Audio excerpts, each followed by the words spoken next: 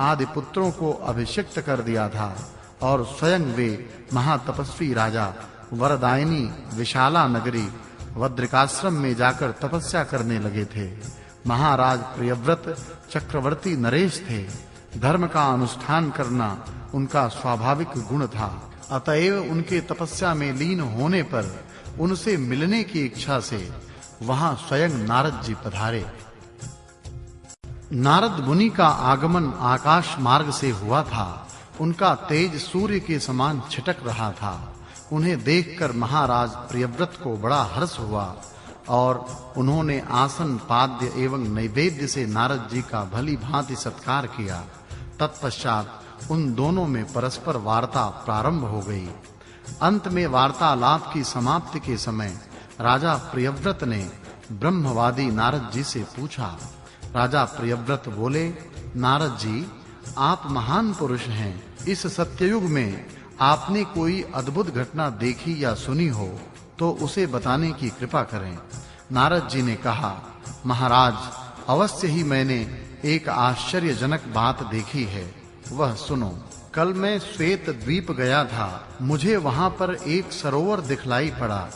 उस सरोवर में बहुत से कमल खिले हुए थे। उसके तट पर विशाल नेत्रों वाली एक कन्या खड़ी थी। उस कन्या को देखकर मैं अत्यंत आश्चर्य में पड़ गया। उसकी वाणी भी बड़ी मधुर थी। मैंने उससे पूछा, भद्रे, तुम कौन हो? इस स्थान पर कैसे निवास करती हो और यहाँ तुम्हारा क्या काम है? मेरे इस प्रकार पूछने पर उस कुमारी ने एकटक नेत्रों से मुझे देखा, पर न जाने क्या सोचकर वह चुप ही रही। उसके देखते ही मेरा सारा ज्ञान पता नहीं कहां चला गया। राजन, संपूर्ण वेद, समस्त शास्त्र, योग शास्त्र और वेदों के शिक्षादि अंगों की मेरी सारी स्मृतियां उस किशोरी ने मुझ पर दृष्टिपात करके ही अपहृत कर ली। तब मैं शोक और चिंता से ग्रस्त होकर महान विस्मय में पड़ गया।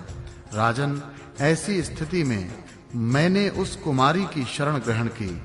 इतने में ही मुझे उस कुमारी के शरीर में एक दिव्य पुरुष दृष्टिगोचर हुआ।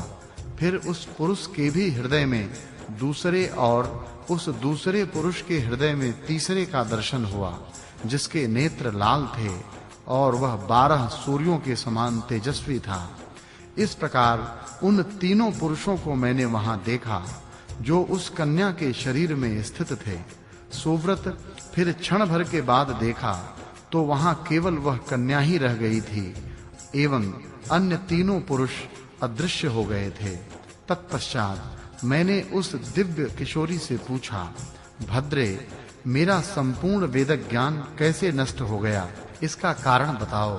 कुमारी बोली, मैं समस्त वेदों की माता हूँ। मेरा नाम सावित्री है। तुम मुझे नहीं जानते। इसी के फलस्वरूप मैंने तुमसे वेदों को अपहृत कर लिया है। तप रूपी धन का संचय करने वाले राजन, उस कुमारी के इस प्रकार कहने पर मैंने विस्मय विमुग्ध होकर पूछा, शोभने, ये पुरुष कौन थे? मुझे यह बताने की कृपा करो। कुमारी बोली, मेरे शरीर में विराजमान इन पुरुषों की जो तुम्हें झांकी मिली है, इनमें से जिसके सभी अंग परम सुंदर हैं, इसका नाम ऋग्वेद है। यह स्वयं भगवान नारायण का स्वरूप है। यह अग्निमय है। इसके सस्वर पाठ करने से समस्त पाप तुरंत भस्म हो जाते हैं। इसके हृदय में यह जो दूसरा पुरुष तुम्हें दृष्टिगोचर हुआ, जिसकी उसी से उत्पत्ति हुई है, वह यजुर्वेद के रूप में स्थित महाशक्तिशाली ब्रह्मा है। फिर उसके वक्षस्थल में प्रविष्ट हो जो यह परम पवित्र और उज्जवल पुरुष दिख रहा है, इसका नाम सामवेद है। यह भगवान शंकर का स्वरूप माना गया है। स्मरण करने पर सूर्य के समान संपूर्ण पापों को यह तत्काल नष्ट कर देता है। ब्राह्मण, तुमको दृष्टिगोचर हुए ये दिव्य पुरुष तीनों वेद ही हैं। नारद, तुम ब्रह्मपुत्रों के शिरोमणि एवं सर्वज्ञान संपन्न हो। यह सारा प्रसंग मैंने तुम्हें संक्षेप से बता दिया। अब तुम पुनः सभी वेदों और शास्त्रों को तथा अपनी सर्वज्ञता को पुनः प्राप्त करो। इस वेद सरोवर में तुम स्नान करो। इसमें स्नान करने से तुम्हें अपने पूर्व जन्म की स्मृति हो जाएगी। राजन, यह कहकर वह कन्या अंतर्ध्यान हो गई। तब मैंने उस सरोवर में स्नान किया और तदंतर आपसे मिलने की इच्छा से यहाँ चला आया। देवर्षि नारद द्वारा अपने पूर्व जन्म वर्णन के प्रसंग में ब्रह्म पारस स्तोत्र का कथन। प्रियव्रत बोले, भगवन, आपके द्वारा पूर्व जन्मों में जो कार्य संपन्न हुए हों उन सबको मुझे बताने की कृपा करें, क्योंकि देवर्षे उन्हें सुनने की मुझे बड़ी उत्कंठा है। नारद जी ने कहा, राजेंद्र, कुमारी सावित्री की बात सुनकर उस वेद सरोवर में मैंने ज्यों ही स्नान किया, उसी क्षण मुझे अपने हजारों जन्मों की बातें स्मरण हो आईं। अब तुम मेरे पूर्व जन्म की बात सुनो। अवंती नाम की एक पुरी है। मैं पूर्व जन्म में उसमें निवास करने वाला एक श्रेष्ठ ब्राह्मण था। उस जन्म में मेरा नाम सारस्वत था और सभी वेद वेदांग मुझे सम्यक अभ्यस्त थे। राजन, यह दूसरे सत्ययुग की बात है। उस समय मेरे पास बहुत से सेवक थे। धन धान्य की अटूट राशि थी। भगवान ने उत्तम बुद्धि भी दी थी। एक बार मैं एकांत में बैठकर विचार करने लगा कि संसार द्वंद्व स्वरूप है। इसमें सुख दुख, हानि लाभ आदि का चक्र सदा चलता रहता है। मुझे ऐसे संसार से क्या लेना देना है। अतः मुझे अब अपनी सारी सांसारिक धन संपदा पुत्रों को सौंपकर तपस्या करने के लिए तुरंत सरस्वती नदी के तट पर चल देना चाहिए। यह विचार करने के पश्चात क्या यह तत्काल करना उचित होगा, इस जिज्ञासा को लेकर मैंने भगवान से प्रार्थना की। फिर भगवान के आज्ञा अनुसार मैंने श्राद्ध द्वारा पितरों को, यज्ञ द्वारा देवताओं को तथा दान द्वारा अन्य लोगों को भी संतुष्ट किया। राजन, तत्पश्चात सभी ओर से निश्चिंत होकर मैं सारस्वत नामक सरोवर पर, जो इस समय पुष्कर तीर्थ के नाम से विख्यात है, चला गया। वहां जाकर परम मंगलमय पुराण पुरुष भगवान विष्णु के नारायण मंत्र ओम नमो नारायणाय का जप एवं ब्रह्मपार नामक उत्तम स्तोत्र का पाठ करता हुआ मैं भक्ति पूर्वक आराधना करने लगा। तब परम प्रसन्न होकर स्वयं भगवान श्री हरि मेरे सम्मुख प्रत्यक्ष रूप से प्रकट हो गए। प्रियव्रत बोले, महाभाग देवर्षे, ब्रह्मपार स्तोत्र कैसा है, इसे मैं सुनना चाहता हूँ। आप मुझ पर सदा प्रसन्न रहते हैं, अतएव कृपा पूर्वक मुझे इसका उपदेश करें। नारद जी ने कहा, जो परात्पर अमृत स्वरूप सनातन अपार शक्तिशाली एवं जगत के परम आश्रय हैं, उन पुराण पुरुष भगवान महाविष्णु को मैं निरंतर नमस्कार करता हूँ। जो पुरातन, अतुलनीय, श्रेष्ठ से भी श्रेष्ठ एवं प्रचंड तेजस्वी हैं, जो गहन गंभीर बुद्धि विचार करने वालों में प्रधान तथा जगत के शासक हैं, उन श्री हरि को मैं प्रणाम करता हूँ। जो पर से भी पर हैं, जिनसे परे दूसरा कोई है ही नहीं, जो दूसरों को आश्रय देने वाले एवं महान पुरुष हैं, जिनका धाम विशुद्ध एवं विशाल है, ऐसे पुराण पुरुष भगवान नारायण की परम शुद्ध भाव से मैं स्तुति करता हूँ। सृष्टि के पूर्व जब केवल शून्य मात्र था, उस समय पुरुष रूप से जिन्होंने प्रकृति की रचना की, वे भक्त जनों में प्रसिद्ध शुद्ध स्वरूप पुराण पुरुष भगवान नारायण मेरे लिए शरण हो।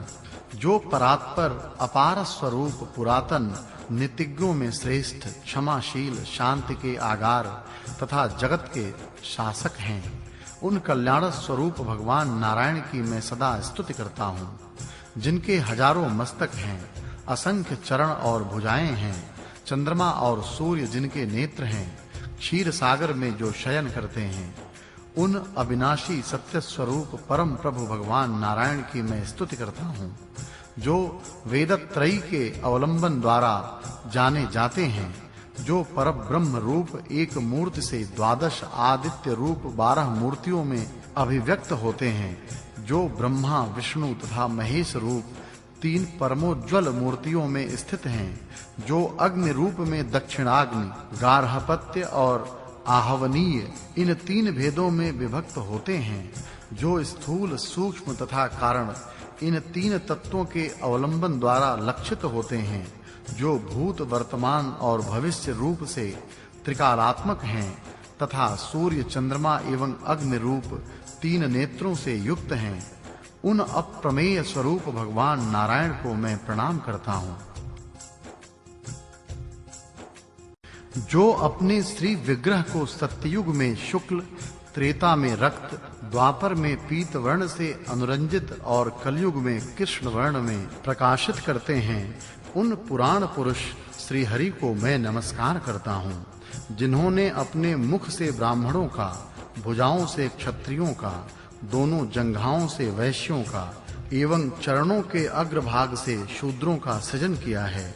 उन विश्व रूप पुराण पुरुष भगवान नारायण को मैं प्रणाम करता हूँ, जो परे से भी परे, सर्वशास्त्र पारंगत, अप्रमेय और योद्धाओं में श्रेष्ठ हैं। साधुओं के परित्राण रूप कार्य के निमित्त जिन्होंने श्री कृष्ण अवतार धारण किया है तथा जिनके हाथ ढाल, तलवार, गदा और अमृतमय कमल से सुशोभित हैं, उन अप्रमेय स्वरूप भगवान नारायण को मैं प्रणाम करता हूँ।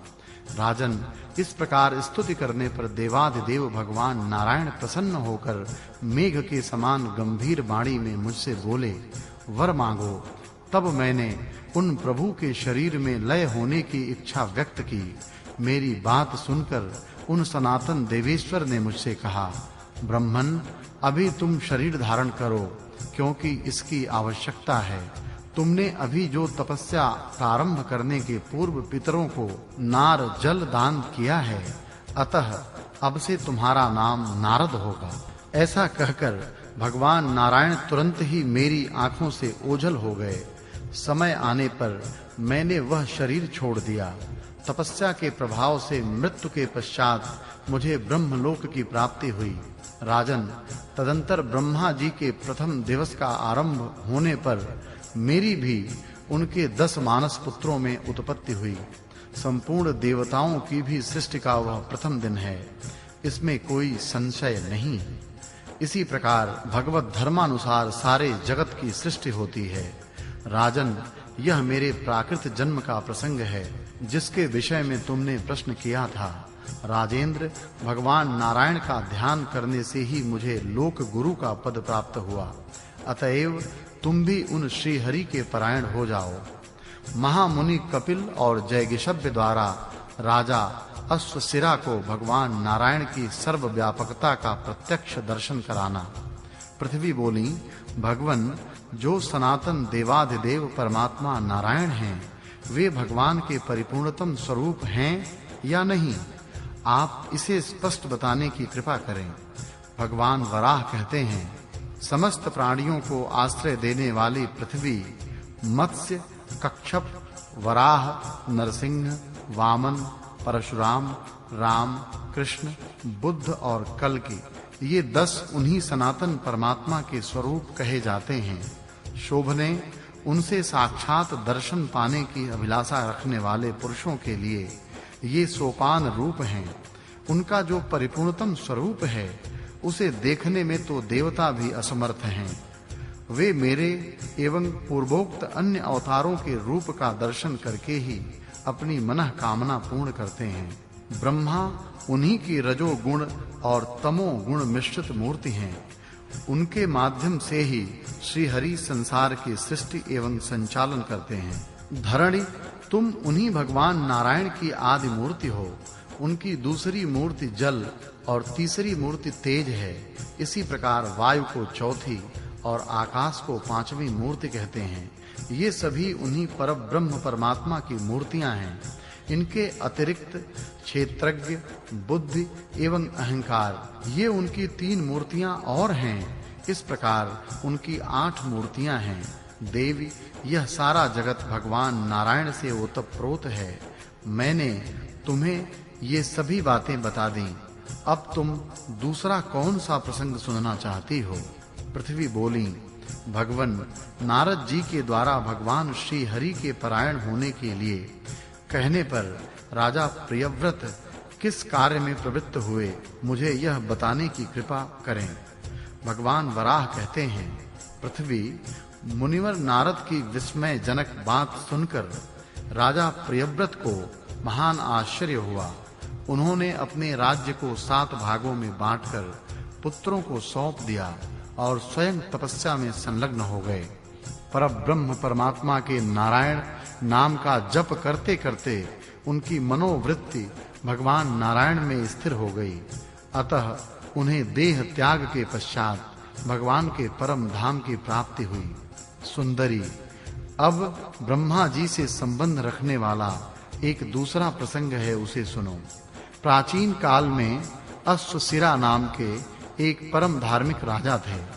उन्होंने अश्वमेध यज्ञ के द्वारा भगवान नारायण का यजन किया था, जिसमें उन्होंने बहुत बड़ी दक्षिणा बांटी थी। यज्ञ की समाप्ति पर उन राजा ने अवभृत स्नान किया। इसके पश्चात वे ब्राह्मणों से घिरे हुए बैठे थे। उसी समय भगवान कपिल देव वहां पधारे। उनके साथ योगी राज जयगिषव्य भी थे। अब महाराज अश्वगिरा बड़ी शीघ्रता से उठे, अत्यंत हर्ष के साथ उनका सत्कार किया और तत्काल दोनों मुनियों के विधिवत स्वागत की व्यवस्था की। जब दोनों मुनि श्रेष्ठ भली भांति पूजित होकर आसन पर विराजमान हो गए, तब महापराक्रमी राजा अश्वशिरा ने उनकी ओर देखकर पूछा, आप दोनों अत्यंत तीक्ष्ण बुद्धि वाले और योग के आचार्य हैं। आपने कृपा पूर्वक स्वयं अपनी इच्छा से यहाँ आकर मुझे दर्शन दिया है। आप मनुष्यों में श्रेष्ठ ब्राह्मण देवता हैं। आप दोनों मेरे इस संशय का समाधान करें कि भगवान नारायण की आराधना मैं कैसे करूं। दोनों ऋषियों ने कहा, राजन, तुम नारायण किसे कहते हो? महाराज, हम 2 नारायण तो तुम्हारे सामने प्रत्यक्ष रूप से उपस्थित हैं। राजा अश्वशिरा बोले, आप दोनों महानुभाव ब्राह्मण हैं। आपको सिद्ध सुलभ हो चुकी है। तपस्या से आपके पाप भी नष्ट हो गए, यह मैं मानता हूं। किंतु हम दोनों नारायण हैं, ऐसा आप लोग कैसे कह रहे हैं? भगवान नारायण तो देवताओं के भी देवता हैं। शंख, चक्र और गदा से उनकी भुजाएं अलंकृत रहती हैं। वे पीतांबर धारण करते हैं। गरुण उनका वाहन है। भला संसार में उनकी समानता कौन कर सकता है? भगवान वराह कहते हैं, कपिल और जयगिषव्य ये दोनों ऋषि कठोर व्रत का पालन करने वाले थे। वे राजा अश्वशिरा की बात सुनकर हंस पड़े और बोले, राजन, तुम विष्णु का दर्शन करो। इस प्रकार कहकर कपिल जी उसी क्षण स्वयं विष्णु बन गए और जयगिषव्य ने गरुड़ का रूप धारण कर लिया। अब तो उस समय राजाओं के समूह में हाहाकार मच गया। गरुड़ वाहन सनातन भगवान नारायण को देखकर महान यशस्वी राजा अश्वशिरा हाथ जोड़कर कहने लगे, विप्रवरों, आप दोनों शांत हों। भगवान विष्णु ऐसे नहीं हैं। जिनकी नाभि से उत्पन्न कमल पर प्रकट होकर ब्रह्मा अपने रूप से विराजते हैं, वह रूप परम प्रभु भगवान विष्णु का है। कपिल एवं जयगिषव्य ये दोनों मुनियों में श्रेष्ठ थे। राजा अश्वशिरा की उक्त बात सुनकर उन्होंने योग माया का विस्तार कर दिया। अब कपिल देव पद्मनाभ विष्णु के तथा जयगिषव्य प्रजापति ब्रह्मा के रूप में परिणत हो गए। कमल के ऊपर ब्रह्मा जी सुशोभित होने लगे और उनके श्री विग्रह से कालाग्नि के तुल्य लाल नेत्रों वाले परम तेजस्वी रुद्र का प्राकट्य हो गया। राजा ने सोचा, हो न हो यह इन योगीश्वरों की ही माया है, क्योंकि जगदीश्वर इस प्रकार सहज ही दृष्टिगोचर नहीं हो सकते। वे सर्वशक्ति संपन्न श्री हरि तो सदा सर्वत्र विराजते हैं। भूत प्राणियों को धारण करने वाली पृथ्वी। राजा अश्वशिरा अपनी सभा में इस प्रकार कह ही रहे थे कि उनकी बात समाप्त होते न होते खटमल, मच्छर, जूं, भौरे, पक्षी, सर्प, घोड़े, गाय, हाथी, बाघ, सिंह, श्रृंगाल, हरिण एवं इनके अतिरिक्त और भी करोड़ों ग्राम्य एवं वन्य पशु राजभवन में चारों ओर दिखाई पड़ने लगे। उस समय झुंड के झुंड प्राणियों के समूह को देखकर राजा के आश्चर्य की सीमा न रही। राजा अश्वशिरा यह विचार करने लगे कि अब मुझे क्या करना चाहिए। इतने में ही सारी बात उनके समझ में आ गई। अहो, यह तो परम बुद्धिमान कपिल और जगिशब्द मुनि का ही महात्म्य है। फिर तो राजा अश्वशिरा ने हाथ जोड़कर उन ऋषियों से भक्ति पूर्वक पूछा, विप्रवरों, यह क्या प्रपंच है? कपिल और जगिशब्द जी ने कहा, राजन, हम दोनों से तुम्हारा प्रश्न था कि भगवान श्री हरि की आराधना और उनको प्राप्त करने का क्या विधान है। महाराज, इसलिए हम लोगों ने तुमको यह दृश्य दिखलाया है। राजन